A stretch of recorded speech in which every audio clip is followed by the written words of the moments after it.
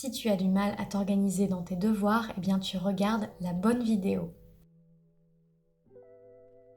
Si tu ne me connais pas encore, je m'appelle Roxane et je t'aide à désencombrer, donc à faire du tri, à ranger et organiser ta vie pour que tu te sentes mieux.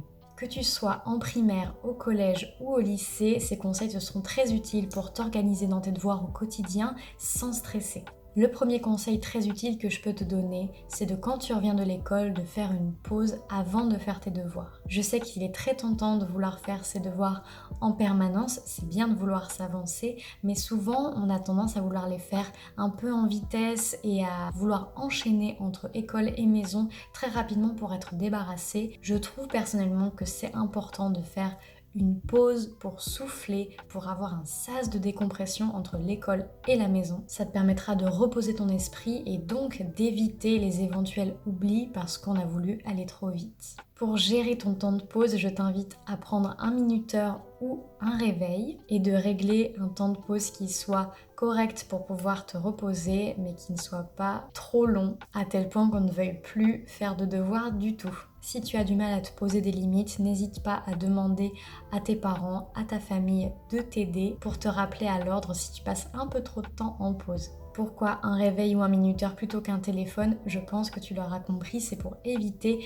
d'être tenté d'aller sur les réseaux sociaux ou sur des applications pendant des heures. Une fois que tu as fini ta pause, je t'invite à prendre ton agenda ou ton cahier de texte et à passer en revue tout ce que tu as à faire pour la semaine à venir. Prends un cahier de brouillon ou une feuille et fais-toi un petit planning pour la semaine de tout ce que tu peux faire pour t'avancer. C'est important de voir pas seulement pour le lendemain, mais bien pour le reste de la semaine, pour avoir une vraie vue de tout ce que tu peux faire pour t'avancer. N'hésite pas à diviser tes devoirs en sous-tâches, en sous-devoirs si tu préfères, que ce soit un temps pour la relecture de ton cours du jour, que ce soit un temps pour faire l'exercice 1, un temps pour l'exercice 2. L'important en faisant ça, c'est de venir définir des durées, c'est-à-dire combien de temps tu vas mettre pour réaliser le devoir en question ou la relecture en question, et aussi de prioriser quelle tâche, quel devoir tu as envie ou tu peux faire en premier. Et c'est bien quand on priorise comme ça, quand on met un ordre de réalisation des choses, de terminer la tâche numéro 1 avant de commencer la tâche numéro 2.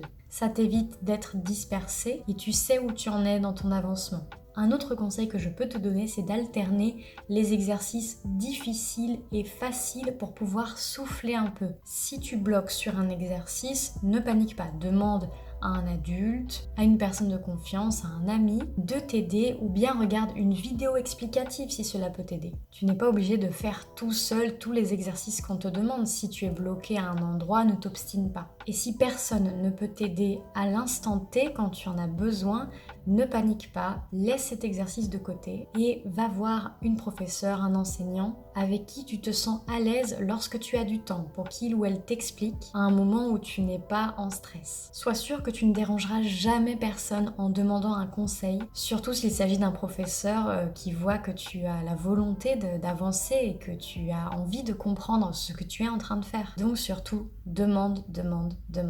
Un autre conseil, bien sûr, relis tes cours du jour le soir même. Attention, il ne s'agit pas d'apprendre par cœur, mais de vraiment relire pour comprendre surtout, c'est le plus important. Comprendre ce que tu lis, comprendre ce que tu apprends, ce que tu emmagasines. N'hésite pas à relire tes cours à haute voix, à créer des fiches, à créer des chansons avec tes cours. Explique à ta famille ce que tu as appris dans la journée. Le fait de faire tout ça, ça va t'aider à fixer vraiment la connaissance et à rendre plus concret, plus réel ce que tu es en train d'apprendre. À prendre aussi du plaisir à apprendre de nouvelles choses. Et aussi à te sentir valorisé, en confiance, parce que tu verras que tu es capable, tu es bien sûr capable de comprendre ce que tu apprends. Tu n'es pas juste une machine à apprendre par cœur. Tu as des sentiments, des émotions. Des fois, il y a des sujets qui vont être plus faciles à apprendre que d'autres, avec lesquels tu vas te sentir plus à l'aise et c'est normal. Mais le fait d'utiliser toutes ces méthodes pour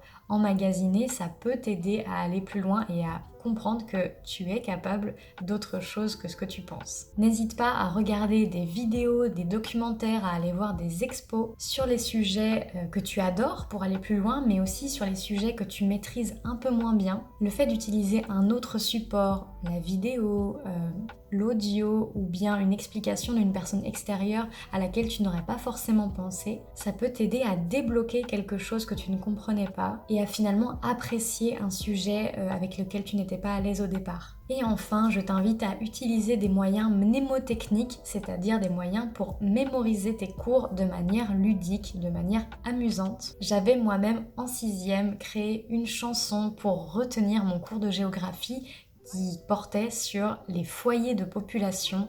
J'ai encore cette cassette audio et je m'en rappelle encore aujourd'hui. Je te dis cela parce que ça illustre parfaitement la puissance de notre mémoire quand on aime apprendre quelque chose, quand on trouve un moyen qui nous plaît d'apprendre, et bien ça aide à fixer ta mémoire, à fixer tes connaissances. N'hésite pas à utiliser la méthode du palais mental ou des associations d'idées. Ce sont plein d'exercices qui vont t'aider en associant des images ou des couleurs à des notions de tes cours, à retenir plus facilement selon ce qui toi te parle le plus. Pour résumer cette vidéo, n'hésite pas à faire une vraie pause en rentrant chez toi. Limite ta pause à une durée raisonnable grâce à un minuteur ou demande à une personne de t'aider. Passe en revue ton agenda ou ton cahier de texte et vois sur toute la semaine ce que tu peux répartir en temps de devoir. Définis une durée pour chaque tâche et termine une tâche avant d'en commencer une autre. Alterne les exercices faciles et difficiles pour respirer. Demande de l'aide à quelqu'un si tu bloques sur un exercice. Relis tes cours du jour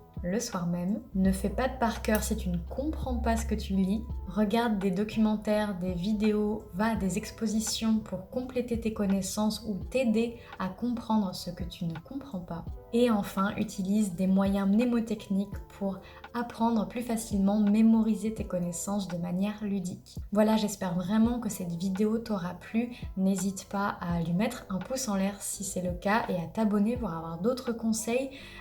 Dis-moi d'ailleurs quel âge tu as dans les commentaires. Si cette vidéo a pu être utile, n'hésite pas à la partager avec tes amis ou tes proches. Et si tu as l'impression que cette vidéo ne suffit pas, que tu n'arriveras à rien tout seul, n'hésite pas à demander à un adulte de m'écrire ou à m'écrire directement dans les coordonnées qui se trouvent dans la description de cette vidéo pour que je puisse, pourquoi pas, t'aider de manière plus personnalisée en visio. En attendant la prochaine vidéo, je te dis prends soin de toi, c'est le plus important.